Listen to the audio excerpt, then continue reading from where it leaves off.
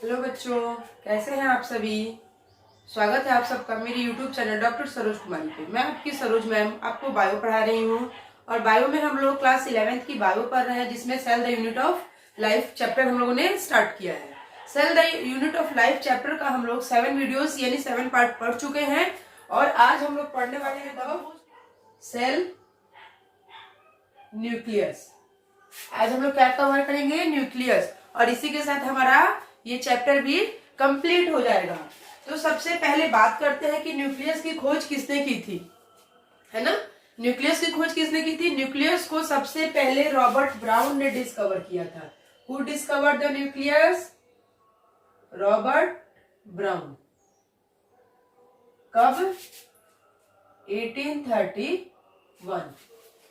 ये कॉन्सेप्ट हम लोग क्लास 9 से ही पढ़ते आ रहे हैं कि न्यूक्लियस की खोज किसने की थी? रॉबर्ट ब्राउन ने 1831 में। बट न्यूक्लियस के अंदर क्रोमेटिन होता है।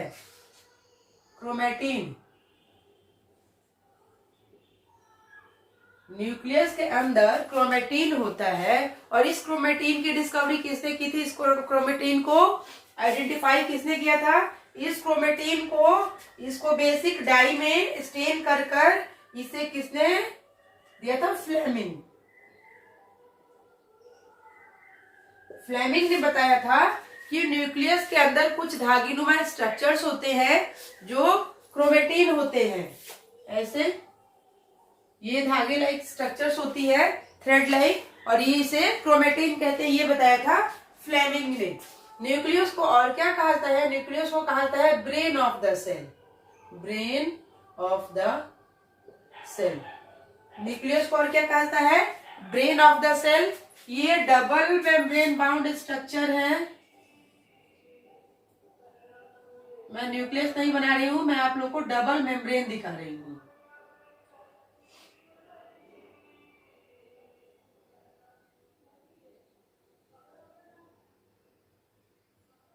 ये डबल मेम्ब्रेन बाउंड स्ट्रक्चर है, तो हम लोग लिखेंगे इसे double membrane bound organelle. Double membrane bound organelle है, ठीक है। नंबर वेरी करती है इसकी। Number very in the sense कि कोई कोई न्यूक्लियस होगा जो यूनिन्यूक्लिएटेड होता है। Number very, very in the sense uninucleated होगा। इसमें कितने न्यूक्लियस होंगे? एक। देन बाई न्यूक्लिएटेड होगा। इसमें कितने न्यूक्लियस होंगे? दो। और ये हम लोगों ने कहा पढ़ा था दो न्यूक्लियस वाला? जब हम लोग एनिमल किंगडम पढ़ रहे थे तो वहां हमने पढ़ा था पैरामीशियम। पैरामीशियम, पैरामीशियम पढ़ा था वहां हम लोगों ने। और पैरामीशियम में पढ़ा था कि दो न्यूक्लियस होते हैं, एक मैक्रो न्यूक्लियस और एक माइक्रो न्यूक्लियस। तो बाई न्यूक्लिएटेड होते हैं। देन कोई कोई न्यूक्लियस जो होता है मल्टी न्यूक्लिएटेड होता है। मल्टी न्यूक्लिएटेड होता है। Multi nucleated in the sense बहुत सारे न्यूक्लियस, है ना। दो से ज्यादा, चार से ज्यादा, पांच, मल्टी मतलब बहुत सारी। तो मल्टी न्यूक्लिएटेड सेल भी होते हैं। बट हम लोगों ने क्या देखा कि यूनिन्यूक्लिएटेड भी होता है, बाई न्यूक्लिएटेड भी होता है, मल्टी न्यूक्लिएटेड भी होता है। बट क्या कोई कोई न्यूक्लियस, कोई कोई ऑर्गेनिज्म ऐसा होता है जिसमें न्यूक्लियस एब्सेंट हो? तो जहां न्यूक्लियस एब्सेंट होता है, न्यूक्लियस एब्सेंट, उसे हम लोग क्या कहते हैं? ए न्यूक्लिएटेड। ए न्यूक्लिएटेड। जहां न्यूक्लियस एब्सेंट होगा उसे क्या कहेंगे? ए न्यूक्लिएटेड। और ये कहां होता है? Mammalian RBCs. ये मैं आपको पहले कितनी बार बता चुकी हूं। मेमेलियन मैच्योर आरबीसीज जो होती है उसमें न्यूक्लियस एब्सेंट होता है, राइट। देन सीव ट्यूब्स में मैच्योर सीव ट्यूब, ठीक है। और सीव ट्यूब कहां होता है? फ्लोएम में होता है।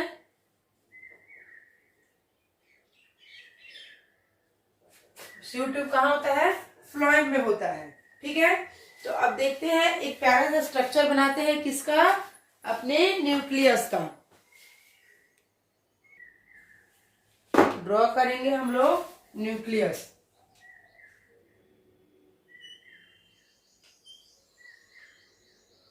गोल नहीं हुआ, गोल कर लेते हैं।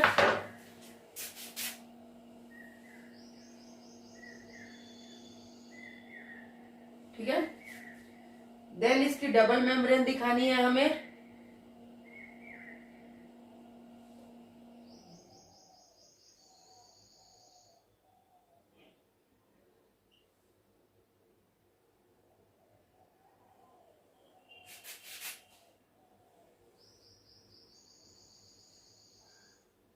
ठीक है, डबल मेम्ब्रेनस स्ट्रक्चर है, दिखा दिया हम लोगों ने।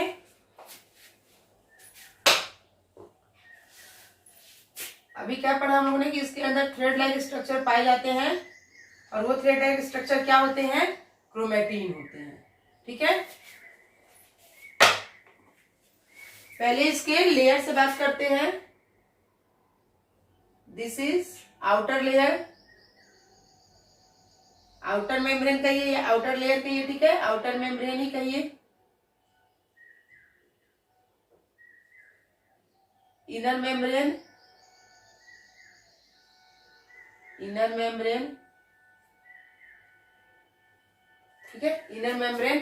देन इस दोनों को एक साथ क्या कहेंगे? इन दोनों को एक साथ कहेंगे nuclear envelope, nuclear envelope, collectively called outer membrane and nuclear membrane. क्या न्यूक्लियर इनवेलप में क्या हो जाएगा? Outer membrane plus inner membrane, दोनों को एक साथ क्या कहेंगे? Nuclear envelope. देन इसके अंदर एक न्यूक्लियोलस होता है,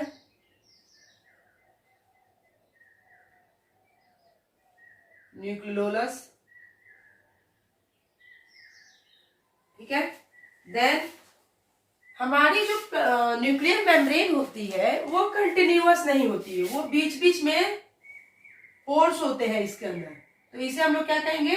न्यूक्लियर पोर, न्यूक्लियर पोर, इसे क्या कहेंगे? Nuclear pore. ठीक है, और दो मेम्ब्रेन जो होती है, आउटर मेम्ब्रेन और इनर मेम्ब्रेन, इसके बीच में कुछ खाली जगह होती है। इस खाली जगह को क्या बोलते हैं बच्चों? Perinuclear space, perinuclear space. ठीक है, ये क्या था? क्रोमेटिन, ये हमारा है क्रोमेटिन। अब इसके अंदर फ्लूइड लाइक स्ट्रक्चर्स पाए जाते हैं, फ्लूइड पाया जाता है, सेमी फ्लूइड होता है, इसे कहते हैं nucleoplasm. What is this? This is called nucleoplasm. अब हमारी जो मेम्ब्रेन होती है, आउटर मेम्ब्रेन, इस आउटर मेम्ब्रेन से एक एक्सटेंशन निकली हुई होती है। ठीक है, और फिर जो ये कहां से निकली? आउटर मेम्ब्रेन से, और ये जो इनर मेम्ब्रेन है इससे भी एक एक्सटेंशन निकली हुई होती है। ठीक है, एक एक्सटेंशन कहां से निकलती है? आउटर मेम्ब्रेन से, और एक एक्सटेंशन निकलती है इनर मेम्ब्रेन से। आउटर मेम्ब्रेन से जो एक्सटेंशन निकलती है उसके ऊपर राइबोसोम अटैच होते हैं, राइबोसोम। आउटर मेम्ब्रेन से जो स्ट्रक्चर निकलती है उसके ऊपर राइबोसोम अटैच होते हैं, और उस राइबोसोम को क्या कहते हैं? और ये राइबोसोम के प्रेजेंस के कारण इसे हम क्या कहते हैं? RER। ये क्या है? रफ एंडोप्लाज्मिक रेटिकुलम है, जो कि क्या होता है? न्यूक्लियस से लगा हुआ होता है। तो आउटर लेयर से जो लगेगा वो RER, और जो इनर लेयर से लगेगा और यहाँ पे राइबोसोम प्रेजेंट नहीं है तो इसे कहेंगे SER। ये हो गई हमारी फिगर किसकी? न्यूक्लियस की।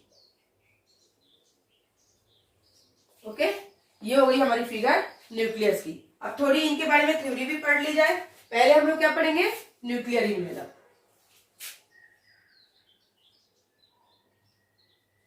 न्यूक्लियर इनवेलप, ठीक है। न्यूक्लियर इनवेलप कैसी है? Made up of two types, made up of two types, दो तरह की है, ठीक है। एक आउटर एक इनर, एक क्या है आउटर है, एक क्या है इनर है। अब जो आउटर है उसके ऊपर क्या है रफ है, जो आउटर लेयर है वो कैसी है, आउटर लेयर रफ,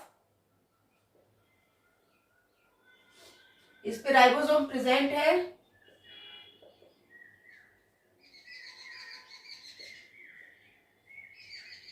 ठीक है। ये क्या है स्मूथ, इनर लेयर से तो निकली हुई है ना एसईआर, और इस पे राइबोसोम एब्सेंट है, एब्सेंट, ओके। इस पे राइबोसोम एब्सेंट है। नॉट कंटिन्यूअस, बताया मैंने मेम्ब्रेन जो है कंटिन्यू नहीं है, not continuous, not continuous, continuous नहीं है, क्यों, due to the presence of, due to presence of, किसके प्रेजेंस के कारण, nuclear pore, nuclear pore, nuclear pore के प्रेजेंस के कारण क्या है न्यूक्लियर मेम्ब्रेन जो है वो कंटिन्यू नहीं है। और ये न्यूक्लियर पोर क्या करती है, helps in the by directional transport of materials, helps in the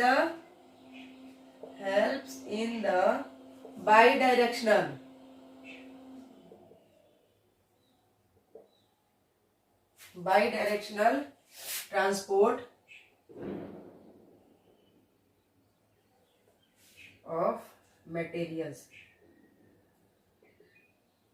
helps in the by directional transport of materials. ये क्या करती है मटेरियल का बाई डायरेक्शनल ट्रांसपोर्ट करती है, ठीक है। देन उसके बाद पढ़ेंगे न्यूक्लियोप्लाज्म,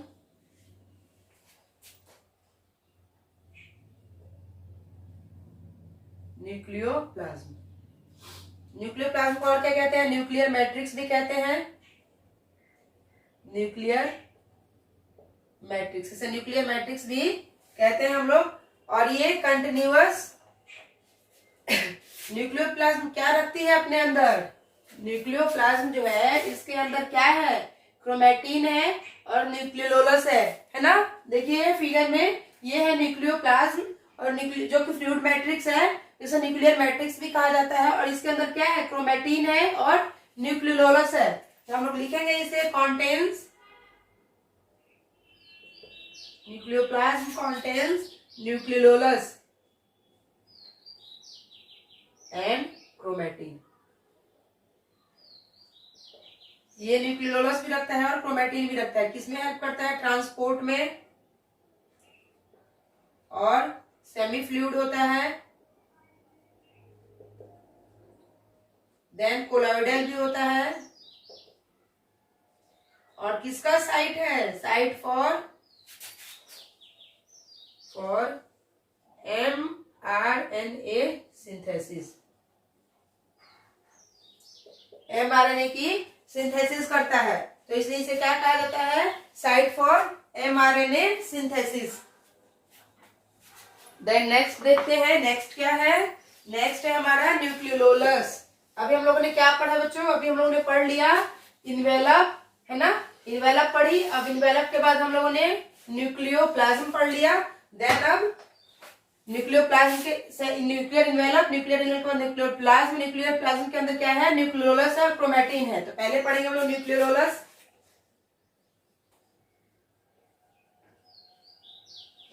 न्यूक्लियोलस इसे और क्या कहते हैं, also called ribosome factory,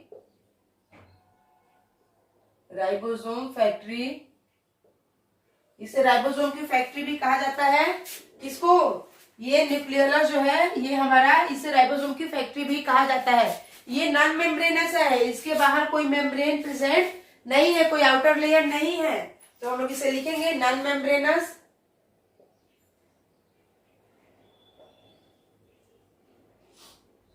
non membranes है, कोई आउटर मेम्ब्रेन नहीं है।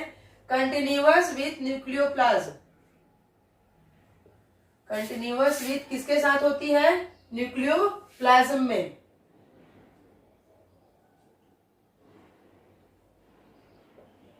कंटिन्यूअस होती है न्यूक्लियोप्लाज्म के साथ और किसकी सिंथेसिस करती है? सिंथेसिस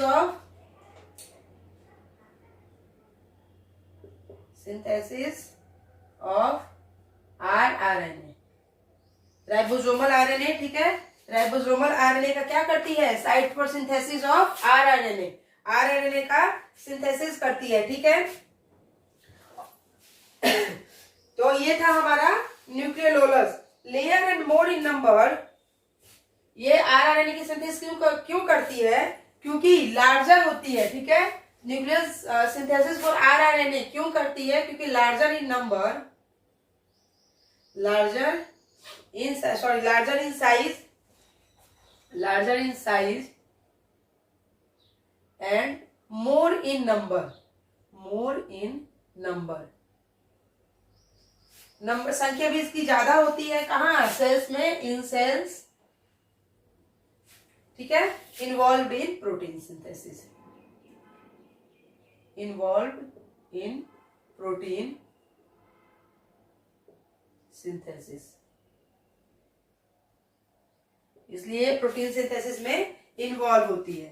ठीक है, अब जब सेल डिवीजन का इंटरफेस चल रहा होता है, जब सेल डिवाइड करती है और उसका इंटरफेस चल रहा होता है, तो एक लूज और इनडिस्टिंक्ट स्ट्रक्चर फॉर्म होता है। कब? जब सेल का इंटरफेस, सेल डिवीजन का इंटरफेस चल रहा होता है, तो एक लूज इनडिस्टिंक्ट स्ट्रक्चर उभर के सामने आता है, उभरता दिखाई देता है, और इस स्ट्रक्चर को हम लोग क्या कहते हैं? क्रोमैटिन। अब हम लोग क्या पढ़ेंगे? क्रोमैटिन। ठीक है, क्रोमैटिन देख लेते हैं। What is chromatin? जैसे ही इसका नाम है, नेम्ड, ठीक है, so because of its ability,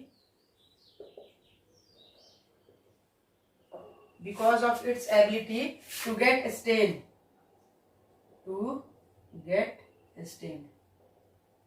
ठीक है, जैसे कि इसकी एबिलिटी है उसके हिसाब से ये स्टैंड होता है। किसने दिया था? पढ़ लिए हम लोगों ने, फ्लेमिंग ने इसे बताया था।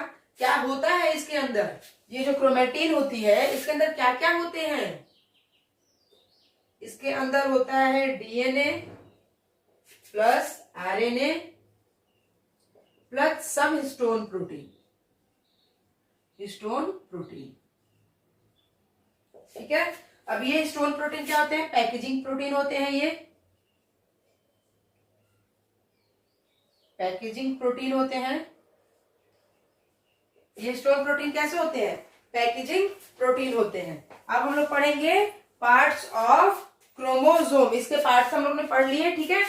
क्रोमैटिन हम लोगों ने पढ़ लिया, न्यूक्लियोप्लाज्म पढ़ लिया, न्यूक्लियर इन्वेलप पढ़ लिया, न्यूक्लियर पोर पढ़ लिया, न्यूक्लियोलस पढ़ लिया, और आरईआर एसईआर तो हम लोगों ने पढ़ लिया कि राइबोसोम प्रेजेंट होंगे तो रफ, और नहीं होंगे तो एब्सेंट होंगे तो स्मूथ एंडोप्लाज्मिक रेटिकुलम होता है। क्रोमोसोम पार्ट्स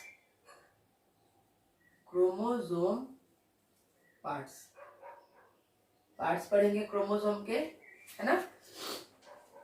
तो पहले उसके लिए हम लोग क्या करेंगे? पहले एक क्रोमोसोम बना लेते हैं।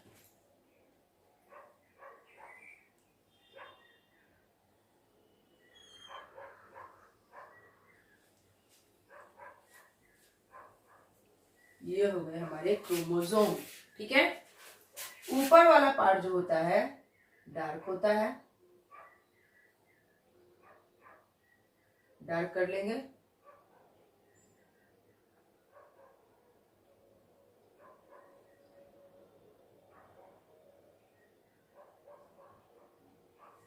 ऊपर वाला पार्ट जो होता है डार्क होता है, तो इसे हम लोगों ने डार्क कर लिया, ठीक है।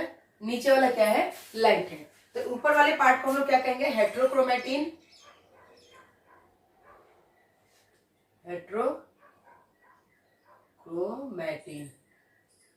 ठीक है।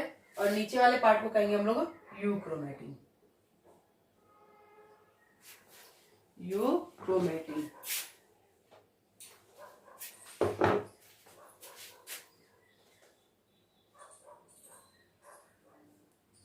नीचे वाले पार्ट को कहेंगे यूक्रोमेटिन।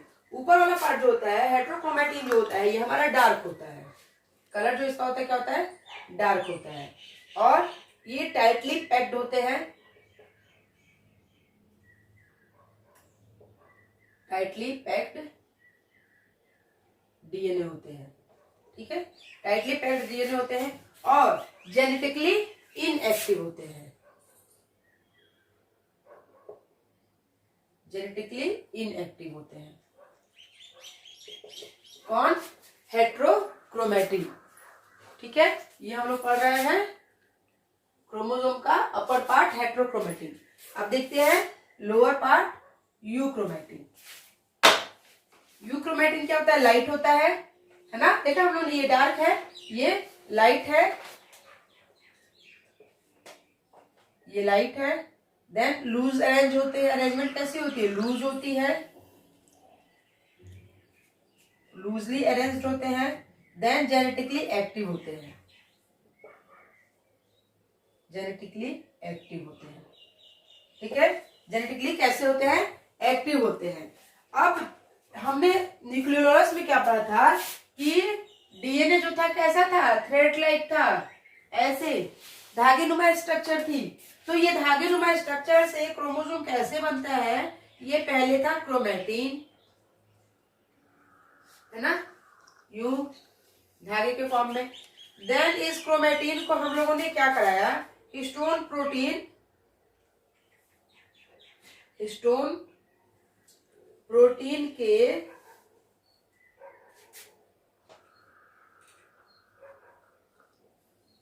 जब ये हिस्टोन प्रोटीन के यानी पैक्सिंग प्रोटीन के संपर्क में आया तो ये क्या बन गया, क्रोमोसोम बन गया। कैसे,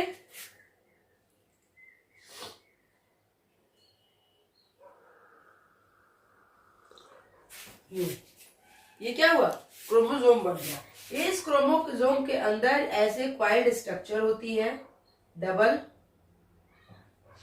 ठीक है, अब ये जो बीच में था इसे हम लोग क्या कहेंगे, इसे हम लोग कहेंगे सेंट्रोमेयर, सेंट्रो, ये है सेंट्रोमेयर।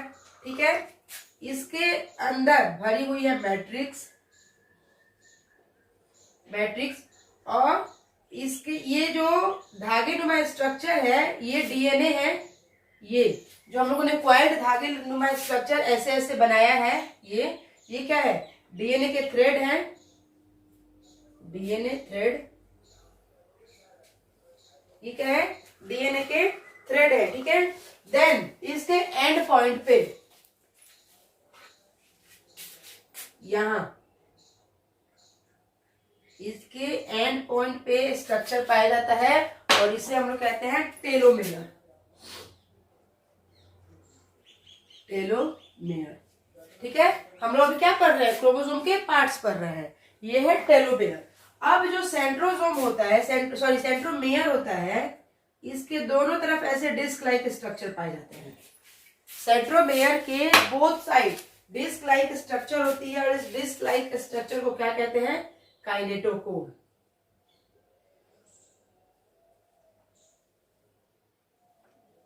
ये डिस्क लाइक स्ट्रक्चर को हम लोग क्या कहते हैं, काइनेटोकोर। तो समझ में आया, पार्ट्स ऑफ क्रोमोसोम ये था हमारा काइनेटोकोर। ये सेंट्रोमेयर जो है, जो सेंटर में है, ये क्या करता है कि ये प्राइमरी कॉन्स्ट्रिक्शन होता है, primary constriction, this is the primary constriction of chromosome. Then kinetochore, ये जो हम लोगों ने काइनेटोकोर दिखाया कि सेंट्रोमेयर के दोनों साइड में डिस्क लाइक स्ट्रक्चर है ऐसे, ये हो गया हमारा सेंट्रोमेयर और इसके दोनों तरफ ऐसे डिस्क लाइक स्ट्रक्चर है। तो ये क्या करती है, attachment of site of attachment of spindle fibre, spindle fibre, ये स्पिंडल फाइबर को अटैच होने में हेल्प करती है। ठीक है, और टेलोमेयर है, ये कहाँ प्रेजेंट होते हैं, telomere end of the end of the chromosome. ये क्रोमोसोम के एंड पे प्रेजेंट होते हैं और किसमें हेल्प करते हैं? Shortening of chromosome, shortening of chromosome, chromosome की शॉर्टेनिंग में को रोकते हैं, prevent the shortening of chromosome, shortening of chromosome prevent, रोकते हैं, शॉर्टेनिंग ऑफ क्रोमोसोम को ये रोकते हैं। देन दूसरा देखते हैं,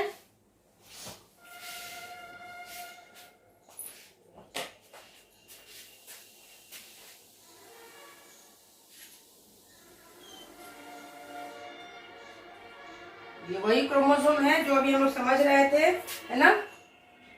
पार्ट्स डिनोट करने की जरूरत नहीं है कि कहाँ कौन है। ये सेंट्रोमेयर हो गया, इसके दोनों तरफ काइनेटोकोर प्रेजेंट है, और इसको ये जो है ये इसे हम लोग कहेंगे सिंगल क्रोमेटिड। ये क्या है? Single chromatid. सिंगल क्रोमेटिड क्यों? कि इसके अंदर क्या है? एक ही क्रोमेटिड प्रेजेंट है। देखिए एक ही क्रोमेटिड है ना, तो इसे हम लोग क्या कहेंगे? Single chromatid. और सिंगल क्रोमेटिड को हम लोग क्या कहते हैं? मोनाड। ऐसे क्रोमोसोम जिनके पास सिंगल क्रोमेटिड प्रेजेंट होते हैं उसे हम लोग कहते हैं मोनाड। देन इसका हम लोग रेप्लिकेशन करेंगे।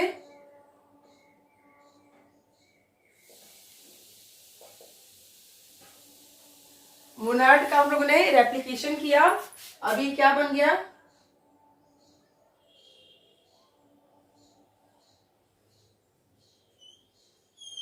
अभी क्या बन गया? डायड बन गया।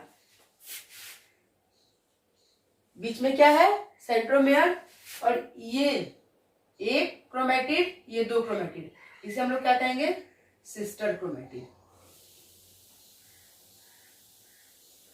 और सिस्टर क्रोमेटिड को, ऐसे क्रोमोसोम को हम क्या कहते हैं? डायड, डायड कहते हैं। ठीक है, देखिए ये एक क्रोमेटिड और ये दूसरी क्रोमेटिड, दिख रहा है? क्लियरली विजुअल है। ये एक क्रोमेटिड और ये दूसरी क्रोमेटिड। जो सिंगल क्रोमेटिड है, जिसमें एक क्रोमेटिड है, इसे हम लोग मोनाड कहेंगे, और जिसमें दो क्रोमेटिड है इसे हम लोग डायड कहेंगे। और पर क्रोमेटिड को, एक इस क्रोमेटिड को और एक इस क्रोमेटिड को, दोनों को हम लोग क्या कहेंगे? सिस्टर क्रोमेटिड कहेंगे। इसमें भी सब कुछ है। ये हमारा सेंट्रोमेयर है, ये हमारी क्रोमेटिड्स है, यहाँ पे काइनेटोकोर होंगे, ठीक है, यहाँ पे टेलोमेयर होंगे। तो ये थी हमारी क्रोमोसोम की पार्ट्स कि क्रोमोसोम में क्या क्या होते हैं। Types of chromosome. अभी हम लोगों ने क्या पढ़ा? Parts of chromosome. अब हम लोग क्या पढ़ेंगे? टाइप्स। क्रोमोसोम के टाइप्स कैसे होते हैं और कैसे ये टाइप्स जो हम लोग पढ़ रहे हैं ये किसके बेसिस है? Basis of telomere. Telomere sorry basis of position of centromere. Centromere की पोजीशन कहाँ कहाँ है? ठीक है, सेंट्रोमेयर, सेंट्रोमेयर पोजीशन किस पे बेसिस है? Basis of centromere of position, position of centromere. Centromere की पोजीशन कहाँ कहाँ है? तो हिसाब के उसके हिसाब से पहला होता है मेटासेंट्रिक, मेटासेंट्रिक, ठीक है, मेटासेंट्रिक। मेटासेंट्रिक की पहले फिगर देखते हैं, मेटासेंट्रिक कैसे होता है।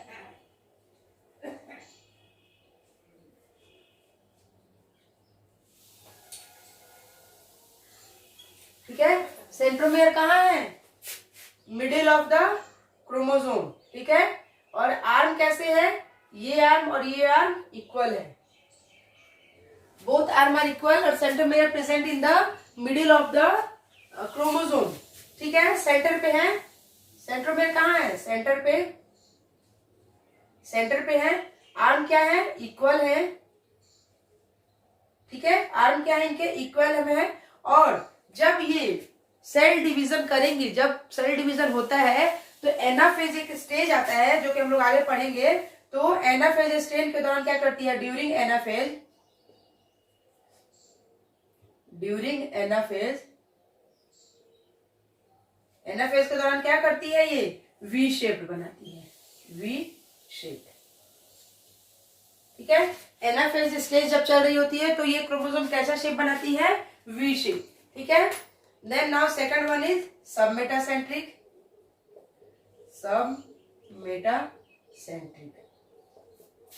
सबमेटासेंट्रिक में क्या होता है कि क्रोमोसोम सेंट्रोमेयर जो होता है वो थोड़ा सा मिडिल से अवे हो जाता है, थोड़ा सा।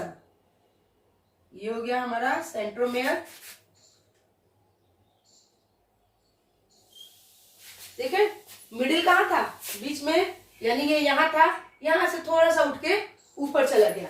तो आर्म क्या हो गई, ये जो इसकी आर्म है अनइक्वल हो गई। आर्म क्या होगी, अनइक्वल हो गई। एक आर्म बड़ी हो गई, एक आर्म छोटी हो गई। ठीक है, स्लाइटली अवे फ्रॉम मिडिल। ये जो इसके सेंट्रोमेयर है ये कहां चले गए, slightly away from the middle of chromosome, middle of chromosome. थोड़ा सा मिडिल से क्या हो गए, यूपर चले गए, अनइक्वल आर्म हो गई, और देन क्या हो गए, एल शेप्ड ड्यूरिंग एनाफेज। जब सेल डिवीजन की एनाफेज स्टेज चल रही होगी तो ये कैसा शेप बनाएंगे, एल शेप बनाएंगे। तो ये दो हो गए। तीसरा है हमारा acrocentric. Now third one is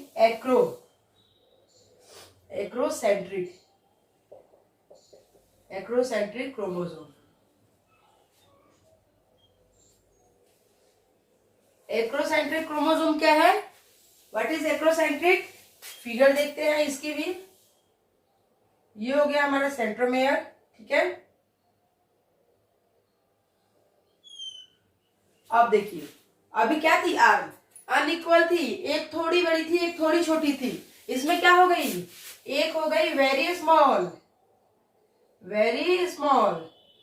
एक हो गई वेरी लार्ज।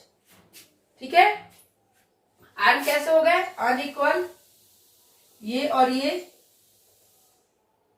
Unequal arm. ठीक है, आर्म कैसे हो गए, अनइक्वल, और अनइक्वल आर्म को क्या कहते हैं, हेट्रोब्रांचियल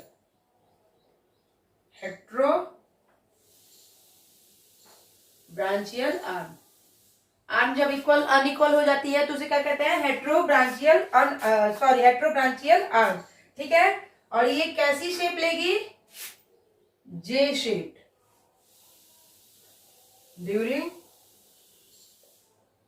ड्यूरिंग एनाफेज। जब एनाफेज स्टेज चल रही होगी तो वहां पे वो कैसी शेप लेगी, जे शेप। ठीक है, then fourth one is telocentric. Telocentric से ही मतलब है कि टेल पे चली गई है, टेलोसेंट्रिक क्रोमोसोम। तो टेलोसेंट्रिक में क्या होगा, फिगर देख लेते हैं। ठीक है, टेलोसेंट्रिक का ये हो गया, यानी कि आर्म जो कहां चली गई है, एकदम टेल पे चली गई है। ये क्या है, सेंट्रोमेयर है ना, कहां चला गया है, सेंट्रोमेयर बिल्कुल टेल पे चला गया है, यानी कि कैसे है, टर्मिनल क्रोमोसोम है, टर्मिनल क्रोमोसोम। इसे क्या कहेंगे, टर्मिनल क्रोमोसोम। इसे हम लोग कहेंगे टर्मिनल क्रोमोसोम। सिंगल आर्म हो जाती है इसमें, सिंगल आर्म एक ही रह जाती है, और ये कैसा शेप बनाते हैं, आई शेप ड्यूरिंग एनाफेज।